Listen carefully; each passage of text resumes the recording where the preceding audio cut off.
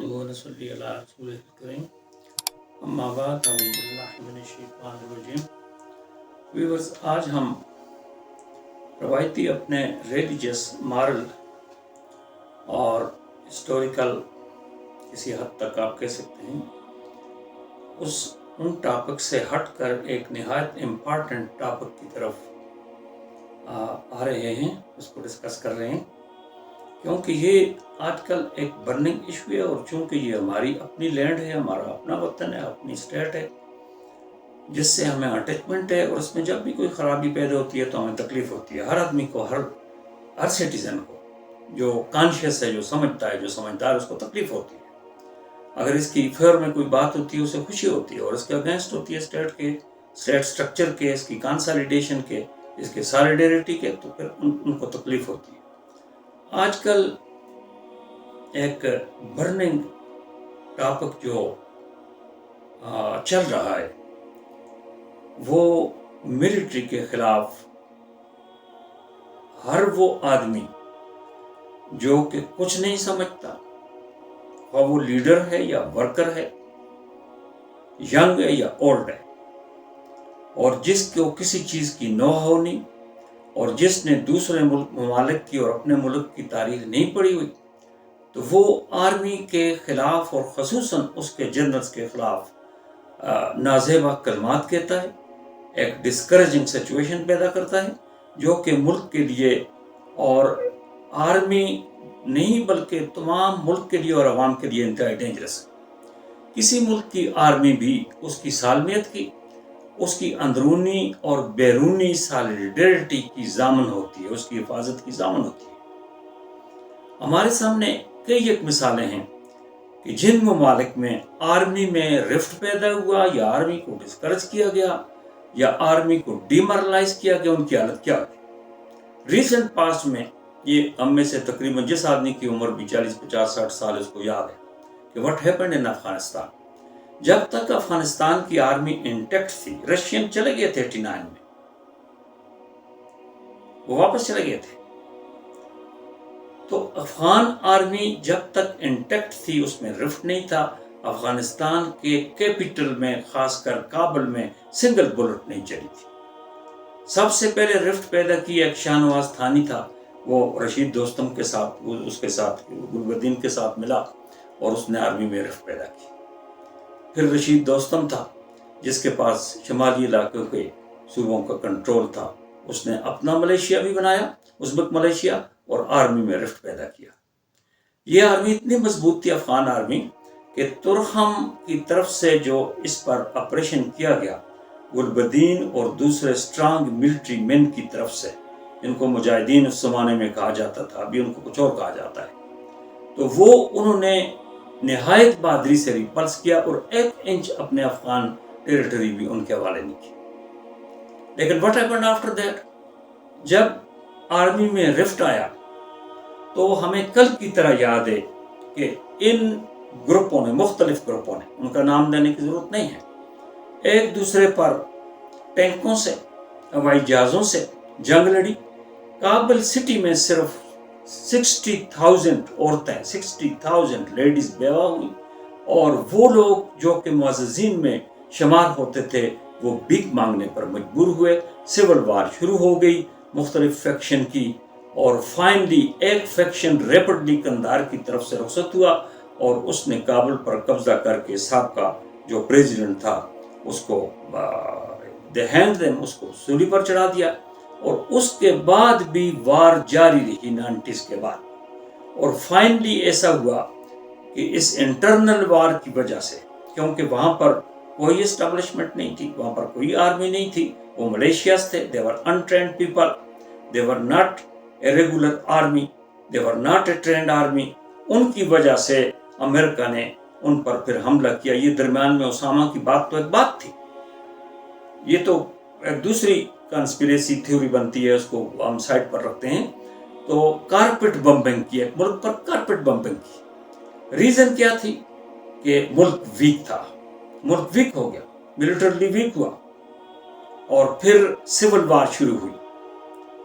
اگر ان لوگوں کا، میں آپ کو ان میں سے ہر ایک کا یہ جن لوگوں نے افغان آرمی کے خلاف اور یہ پروپیگنڈا کیا کہ رشین اور افغانستان کی آرمی مل کر کفر آ گیا ہے، اگر ان میں سے ایک ایک کا آپ کو ایک سپر پاور کے ساتھ ان کے تعلقات اور وہاں سے جو امداد ملتی تھی بتانا شروع کر دوں تو یہ ایک پوری ہسٹری کی کتاب نکلتی ہے، اس میں جانے کی ضرورت ہمیں نہیں۔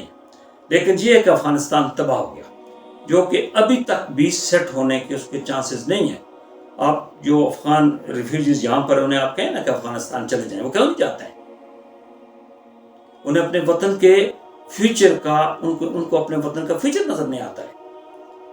تو یہاں پر یہ جو ایسی حرکتیں کرنی ہیں، دیکھیں آرمی میں اگر 2-3 جنرل ٹاپ کلاس لوگ اگر اس طرح کے ہوتے ہیں تو باقی آپ مجھے بتائیں نا کتنے لوگ فیئر ہیں باقی ڈپارٹمنٹس میں، باقی معاشرے میں بزنس مین کتنا فیئر ہے، پالیٹیشین کتنا فیئر ہے، گورنمنٹ سول میں لوگ جو آفیسر ہیں وہ کتنے فیئر ہیں۔ آپ کو صرف آرمی ملی ہے، وہ کم از کم کوئی کام تو کرتے ہیں نا۔ آرمی کے پاس جو علاقے ہیں آپ ان کو جا کر دیکھیں وہ کس طرح انہوں نے سنبھالے ہوئے، اور پھر وہ بارڈر کے ضامن ہیں، پھر وہ انٹرنلی جو حالات پیچیدہ ہوتے ہیں اس کے ضامن ہیں۔ سیلاب آتا ہے آرمی پہنچتی ہے، زلزلہ آتا ہے آرمی پہنچتی ہے۔ اگر 1 یا 2 آدمی وہ آپ کئی پیدا کرتے ہوتے ہیں، دیکھیں میں آپ کو بتاؤں کہ جو پریزیڈنٹ ہوتا ہے کسی پارٹی کا ہوتا ہے نا، سیاسی پارٹی کا، آرمی کا تو نہیں ہوتا ہے، تو وہ آرمی کا چیف کمانڈر ہوتا ہے، سپریم کمانڈر ہوتا ہے۔ تو آپ اسے کہیں نا کہ جو آرمی کا جن کے خلاف آپ باتیں کرتے رہتے ہیں ان کو کسی طریقے سے اپنے اختیارات استعمال کرتے ہوئے ان کو ریموو کر کے دوسرے کو لے آئے، یا اسے کہے کہ یہ ایسے کام نہ کرے۔ خود ہی آپ ان کے پاس جاتے ہیں، ان کو یہاں تک کہہ دیتے ہیں کہ ہم آپ کو ایکسٹینشن دے رہے ہیں، لائف ایکسٹینشن۔ پاس میں بھی ایسا ہوا، مشرف کو کہا کہ لائف ایکسٹینشن دیتے ہیں جب تک تم زندہ ہو صدر ہو، 20 دفعہ صدر ہو، 10 دفعہ صدر ہو۔ یہ آرمی چیف جو ابھی گئے ان کو کہا گیا۔ ان کی اپنی وزڈم بھی ہوتی ہے، یہ نہیں کہ کوئی جنگ کرنے کے لیے ان کی ٹریننگ صرف یہی دی جاتی ہے۔ یہ بڑے کوالیفائڈ لوگ ہوتے ہیں، ان کے جو کورسز ہوتے ہیں فارن کنٹریز میں، اپنے ملک میں کوئٹہ میں جو سٹاف کورس ہوتا ہے، دوسرے کورسز ہوتے ہیں، بڑے کوالیفائڈ ہوتے ہیں۔ یہ 21 میں یہ جو ایکس آرمی چیف تھا اس نے بعض ممالک کے ساتھ تعلقات ٹھیک کرنے کو کہا تو سیاستدانوں کو برا لگا۔ تعلقات ٹھیک کرنا بہتر ہے کہ خراب کرنا بہتر ہے؟ اور خاص کر نیبرنگ کنٹری کے ساتھ تعلقات ٹھیک کرنے میں آپ کا بزنس فلرش ہوگا۔ آج کل جو حالات چل رہے ہیں، بارڈر کے اس پار جائیں، بارڈر کے اس پار انڈیا میں، تو وہاں پر کیا ریٹ ہے اور یہاں پر کیا ریٹ ہے۔ اگر تعلقات ٹھیک ہوتے تو کیا آپ کو تکلیف ہوتی؟ تو ان کا ویژن، میں کہتا ہوں کہ جو ابھی کے پالیٹیشین ہیں ان سے ان کا ویژن 1000 درجے بہتر ہے۔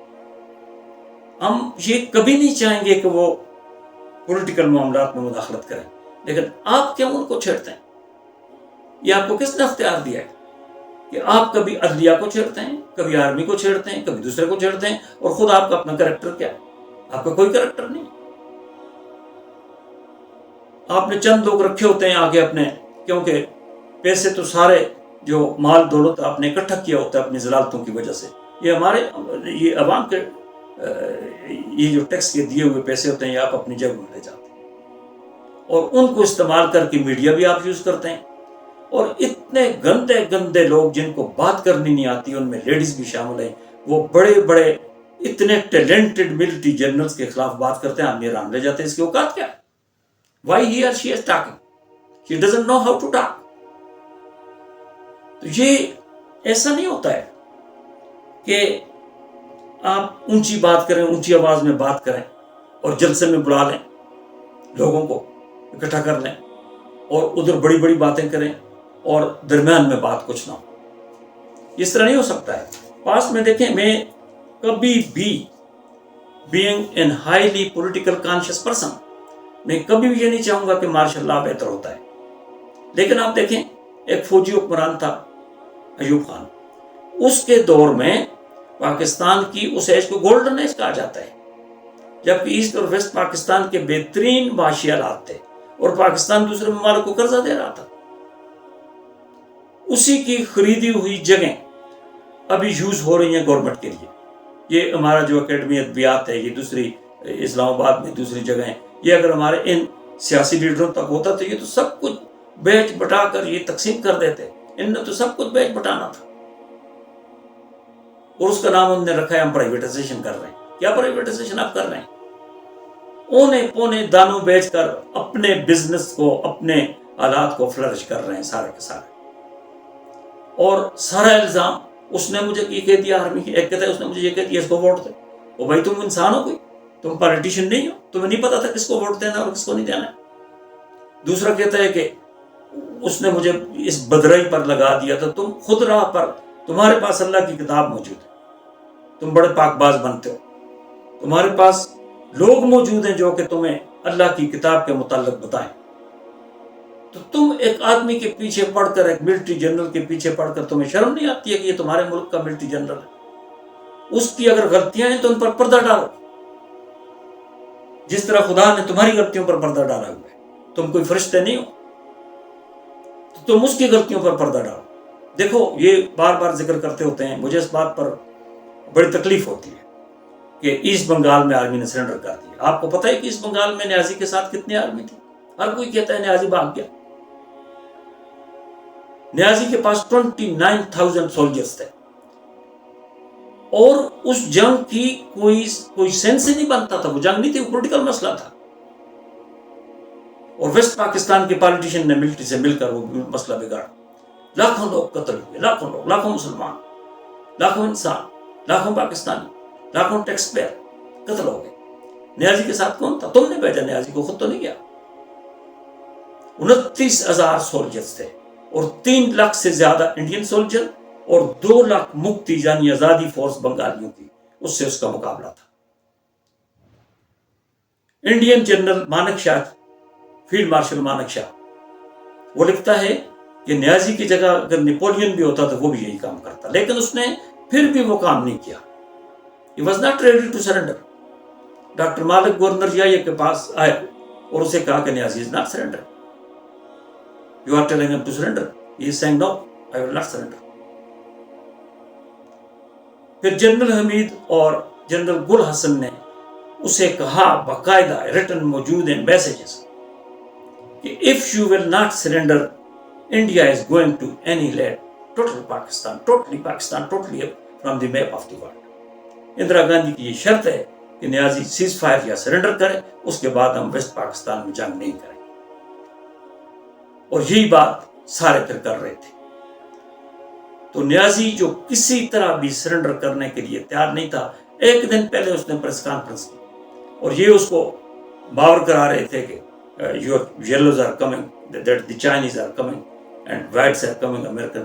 Hold on 46 hours, hold on for 72 hours. He held on for 16 days. He was protecting military, he was protecting civilians, he was protecting every West Pakistan, he was protecting pro-Pakistani Bengalis also. He was the only man. اور اس کو تم نے کیا credit دیا؟ اور جب وہ surrender document پر signature کر رہا تھا تو اس کے اپنے الفاظ میں، نیازی کے اپنے الفاظ میں، اس کی بک ہے betrayal of east Pakistan. As I signed the document with trembling hands, کانپتے ہوئے ہاتھوں کے ساتھ میں نے وہ ڈاکومنٹ سائن کیا. Sorrow rose from my heart to my eyes, brimming them with unshed tears of despair and frustration. دیکھو اتنا بڑا جنرل، ٹائیگر جس کو کہا جاتا تھا، جو 45 کا ہیرو تھا سیکنڈ ورلڈ وار کا، وہ کہتا ہے کہ with unshed tears of despair and frustration I signed the document of surrender to save West Pakistan, just only to save West Pakistan, which is now Pakistan. اور ہر آدمی دندناتا پھر رہا ہے کہ نیازی بھاگ گیا، نیازی بھاگ گیا جناب. 29,000 سولجرز، ایک سولجر بارڈر پر 3-3, 4-4 کلومیٹر دوڑتا تھا اور فائرنگ کرتا تھا، بلٹ سپرے کرتا تھا. کیا تھا ان کے پاس؟ کیا تھا؟ نہ بیری فوج تھی، نہ فضائیہ تھی، اور لائٹ ویپن کے ساتھ انہوں نے کتنے ماہ تک مقابلہ کیا. اور یہ ان کو کہتے رہے ویسٹ میں بیٹھے ہوئے رولنگ ایلیٹ ان میں ایک بہت بڑا پالیٹیشین تھا کہ you will be help from the plans of Punjab. یہ ہمیشہ تھیوری. وہ جب بھی بنگالی کے تھے کہ what about our defence, they use to say that your defence lies in the plans of Punjab. اور آخر میں کہا کہ China will defend you, America will defend you, fleet is coming, this is coming, that is coming. تو یہ آپ میں سے ہر آدمی کی یہ ڈیوٹی ہے کہ سیاست کرتے رہیں لوگ. سیاست ان کو کرنی چاہیے, سیاسی پارٹیوں کا کام سیاست کرنا ہے. لیکن یہ پہلے کبھی نہیں دیکھا گیا کہ ضلالت کی اس حد تک اتر آئیں کہ عورتوں کو چھوڑ دیں. وہ جناب ٹک ٹاک عورتوں کو وہ بکواس کرتے ہیں آ کر پرسنلی نام لے کر. اور یہ کوئی اتنے شریف فوجی بیٹھے ہوئے ہیں کہ they are not doing anything against them, کیونکہ انہوں نے ایک دفعہ کمٹمنٹ کی ہے. شاید یہ کمٹمنٹ رہے, شاید نہ رہے. اگر ملک نہیں رہتا ہے, کمٹمنٹ نہیں رہتی ہے کہ ہم پالیٹکس میں انٹرمنگل نہیں کریں گے اس کے بعد. لیکن ایسا ہونا, دیکھیں علاقو جب بغداد میں آیا نا تو اس کا وزیر جو تھا وہ ذلیل آدمی غدار ابن الکمی, اس نے فوج کو ہٹا دیا آگے سے, جو بچی بچی فوج تھی. بڑے بڑے بہادر لوگ تھے. انہوں نے کہا تنخواہیں لیں ادھر. ادھر ہندوستان کا بادشاہ بہادر شاہ ظفر, اس کو جنرل بخت کی طرح کہ آپ میرے ساتھ چلیں. The king was very aged. اور روہیلا ہلز کی طرف چلے. He was a military man. کوئی پالیٹیشین نہیں تھا, کوئی سیولین نہیں تھا اس کو بچانے والا. اور کنگ شپ اگر بچ جاتی تو کتنا اچھا ہوتا. وہ نہیں کیا. اس نے اس کا وزیر بھی غدار تھا, اس نے اس کی مانی. ہمایوں کے مقبرے کی طرف گیا, وہاں سے اریسٹ ہوا اور انگریزوں نے رنگول پھینک دیا. تو یہ کنفرم نہیں ہوتا ہے کہ ہر ملٹری مین جو ہوتا ہے وہ, بھائی ملٹری کو آپ ایز اے اول لیں, ایز اے دار لیں, ملٹری کی آدمی نہ لیں. یہ نہ کہیں کہ باجوہ صاحب از ملٹری یا آصف منیر صاحب is military. Military is a strong institution which is responsible for the protection of the country from internal and external borders. Internal strife and external borders. So, whatever you are doing, do that. But don't blame for your own purposes and evils created by you. Don't blame the military, the whole military. They are our children, they are our brothers.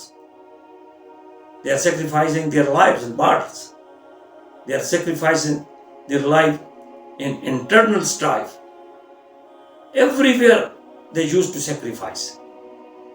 اور آپ encourage نہیں کر سکتے, آپ discourage کرتے ہیں. مجھے امید ہے کہ آپ میری یہ باتیں مائنڈ نہیں کریں گے, جو سٹیزن بھی سنیں گے. اور اگر آپ پارشل نہیں ہیں, آپ جانبدار نہیں ہیں, آپ غیر جانبدار ہیں, تو آپ کو ان باتوں پر برا نہیں منانا چاہیے, کیونکہ یہ میرا ملک ہے, یہ آپ کا ملک ہے, ہم سب کا ملک ہے.